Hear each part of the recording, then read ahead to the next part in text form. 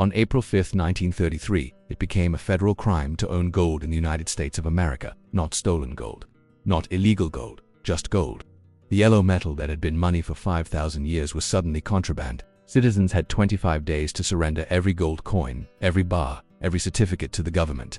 The penalty for refusal was 10 years in federal prison and a $10,000 fine, the equivalent of $230,000 today.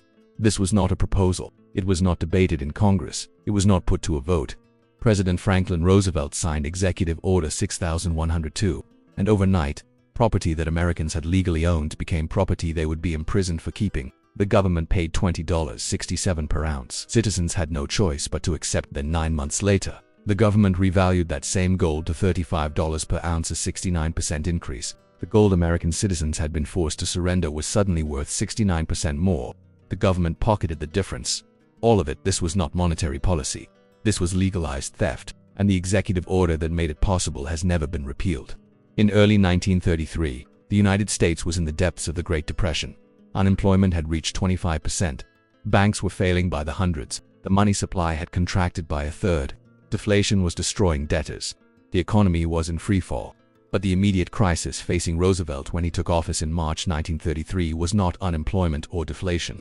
It was a run on gold. Since 1879, the United States had been on a gold standard. Every dollar in circulation was theoretically backed by gold held in government vaults. The Federal Reserve was required to maintain gold reserves equal to at least 40% of the currency in circulation. By March 1933, people had lost faith in the banking system. They were withdrawing their deposits and converting them to gold. Between February and March 1933, the Federal Reserve lost $300 million in gold, about 7% of its total reserves. If the run continued, the Fed would be forced to either abandon the gold standard or contract the money supply dramatically, which would make the depression even worse. Roosevelt's solution was simple. If people were converting dollars to gold, make it illegal to own gold. Force everyone to turn in their gold. Then the government would have all the gold, and there could be no more runs. On March 6, 1933, 2 days after taking office, Roosevelt declared a national bank holiday. All banks were closed. No one could withdraw money or convert dollars to gold. The stated purpose was to prevent bank runs. The real purpose was to prepare for what came next. On April 5, 1933, Roosevelt signed Executive Order 6102. The order required all persons to deliver all gold coin, gold bullion, and gold certificates to the Federal Reserve by May 1, 1933. The penalty for non-compliance was a fine of up to $10,000 or up to 10 years imprisonment, or both. The language of the order was sweeping. It covered gold coin, gold bullion, and gold certificates owned by any person, partnership, association, or corporation within the United States or any place subject to U.S. jurisdiction. There were no exceptions for citizenship. Foreign nationals living in the United States were also required to surrender their gold. The order explicitly stated that hoarding gold was now illegal. The government defined hoarding as possession of any amount of gold beyond the small exceptions allowed. Simply owning gold that you had legally acquired was now a federal crime punishable by a decade in prison. There were limited exceptions. Individuals could keep $100 worth of gold coins, about 5 ounces. Jewelers, dentists, and others who used gold in their businesses could keep working stock. Rare coin collectors could keep their collections, though they had to prove the coins had numismatic value beyond their gold content. But for the vast majority of Americans, gold ownership was now a federal crime. The executive order was justified under the Trading with the Enemy Act of 1917, a wartime law that gave the president extraordinary powers during national emergencies. Roosevelt declared that the economic crisis constituted a national emergency equivalent to war. Therefore, the president had the authority to seize private property, in this case, gold for the public good. Citizens were given less than a month to comply. They had to take their gold to a Federal Reserve bank or any member bank and exchange it for paper dollars at the rate of $20.67 per ounce. That was the official price of gold that had been in effect since 1834. Most people complied. They had no choice. The penalties were severe. The government had access to bank records showing who had withdrawn gold. Anyone who tried to hide their gold risked prosecution. Some people buried gold in their backyards. Some hid coins in walls. But most turned it in. By the end of May 1933, the government had confiscated about 300 tons of gold from American citizens. The gold was transferred to Fort Knox and other government deposits. American citizens now held paper money that was supposedly backed by gold they were no longer allowed to own. Then came the theft. On January 30, 1934, Roosevelt signed the Gold Reserve Act. The act did two things. First, it transferred ownership of all monetary gold in the United States to the Treasury. The Federal Reserve's gold, which had technically belonged to the Federal Reserve banks, was now the property of the U.S. government. Second, and more importantly, the Act revalued gold from $20.67 per ounce to $35 per ounce. This was a 69% increase in the dollar price of gold, or, to put it another way, a 41% devaluation of the dollar against gold. The government had forced citizens to sell their gold at $20.67. 9 months later, the government declared that gold was now worth $35. The citizens had been robbed of 69% of their gold's value. The economic impact was enormous. The government owned about 195 million ounces of gold after the confiscation. At the old price of $20.67, that gold was worth $4 billion. At the new price of $35, it was worth $6.8 billion. The government had made a $2.8 billion profit, about $65 billion in today's dollars, by confiscating gold at one price and revaluing it at another. This $2.8 billion windfall was used to create the Exchange Stabilization Fund, a treasury account that could be used to intervene in currency markets without congressional approval. The fund still exists today and has been used in every major financial crisis since 1934. But the real purpose of the gold confiscation was not to generate a windfall for the government. It was to give the government complete control over monetary policy. Under a true gold standard, the government's ability to create money is constrained. If people can convert dollars to gold on demand, the government cannot print unlimited amounts of money without losing its gold reserves.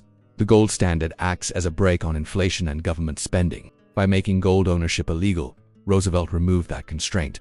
The government now held all the gold. Citizens held paper dollars that were theoretically backed by gold, but they could never demand conversion. The gold standard had become a fiction.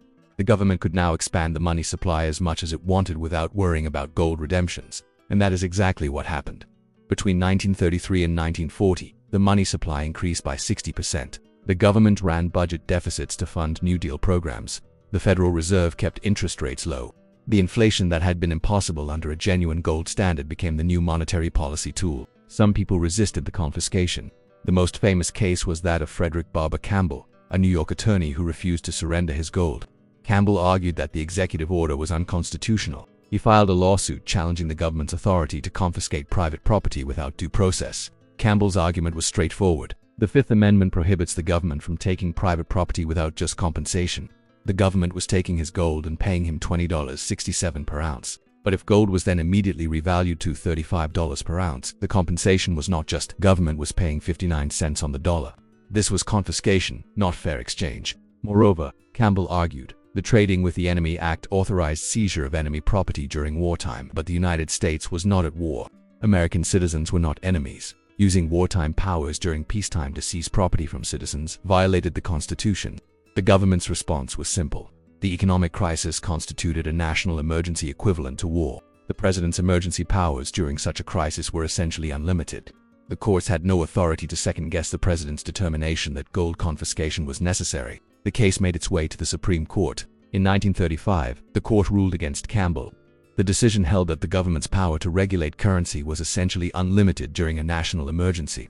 The Trading with the Enemy Act gave the president the authority to seize gold. The economic crisis of 1933 constituted such an emergency. Therefore, the confiscation was legal. The ruling established a precedent that remains in effect today. During a declared national emergency, the government has the authority to seize private property, including financial assets, if it determines such seizure is necessary for the public good. No compensation beyond what the government deems fair is required.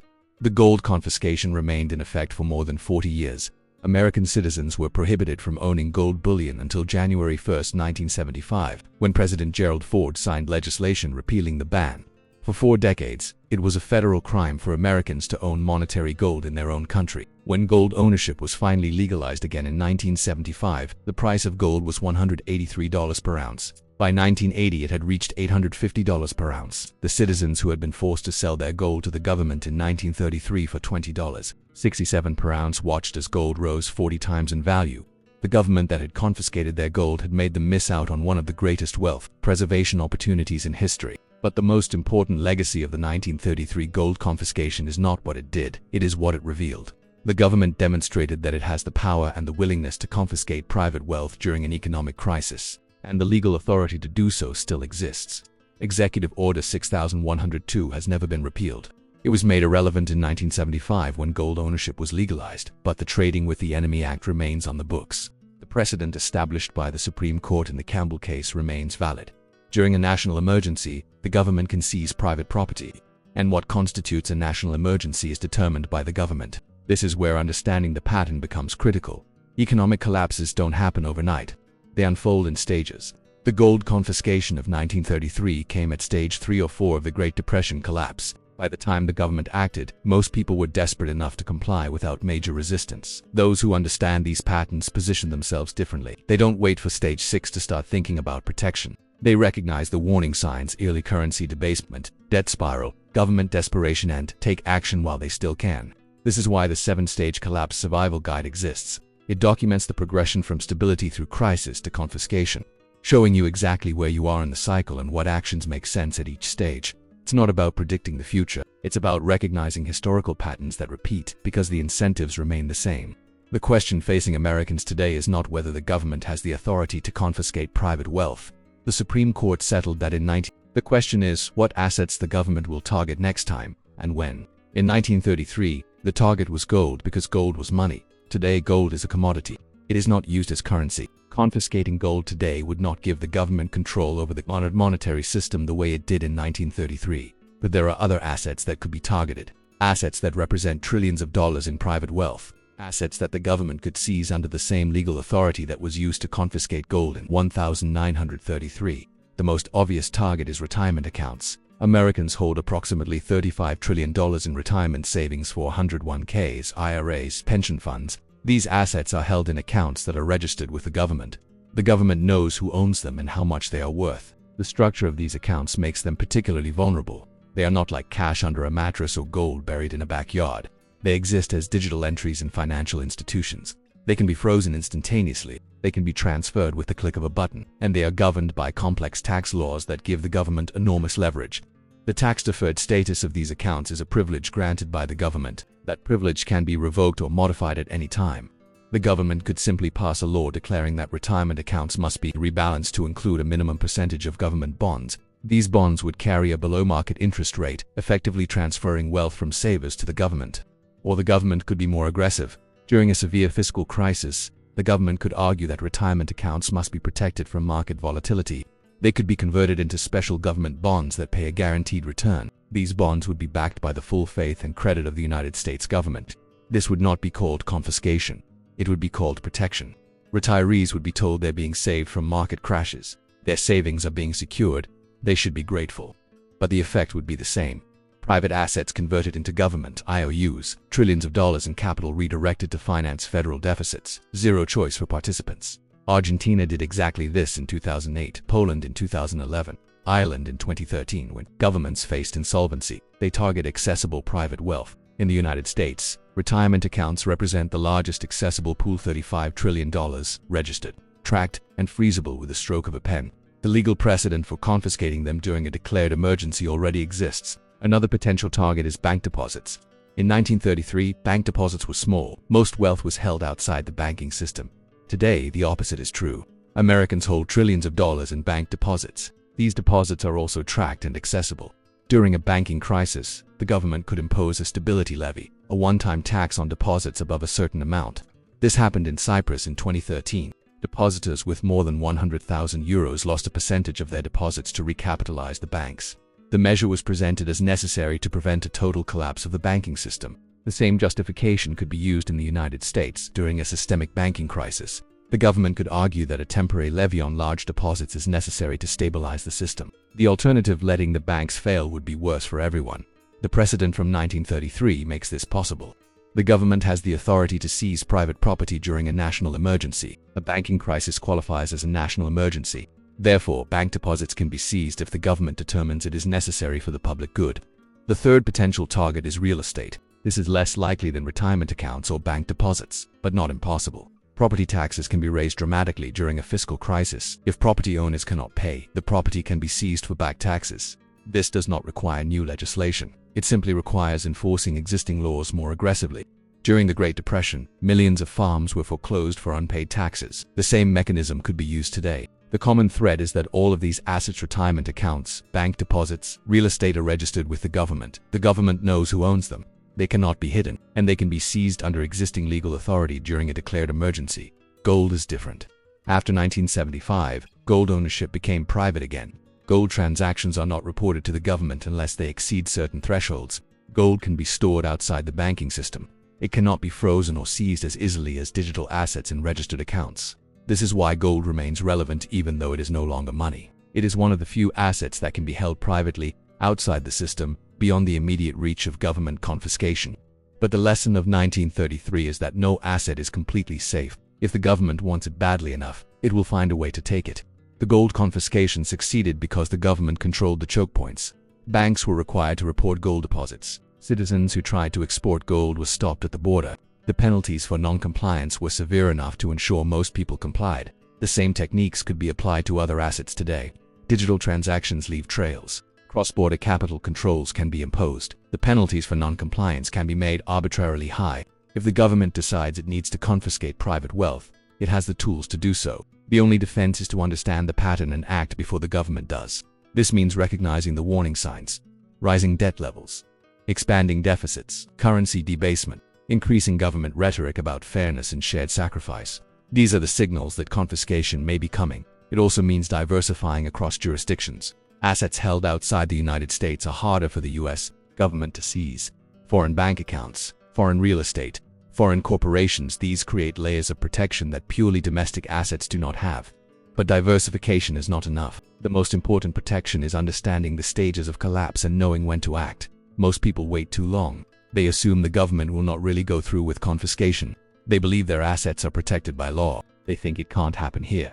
The people who thought that in 1933 were wrong. The government confiscated their gold. The Supreme Court upheld the confiscation, and the stolen wealth was never returned. The executive order that made gold confiscation legal is still on the books. The Trading with the Enemy Act has been amended and expanded, but its core power, the authority to seize private property during a national emergency, remains intact. The precedent set by the Supreme Court in 1935 has never been overturned.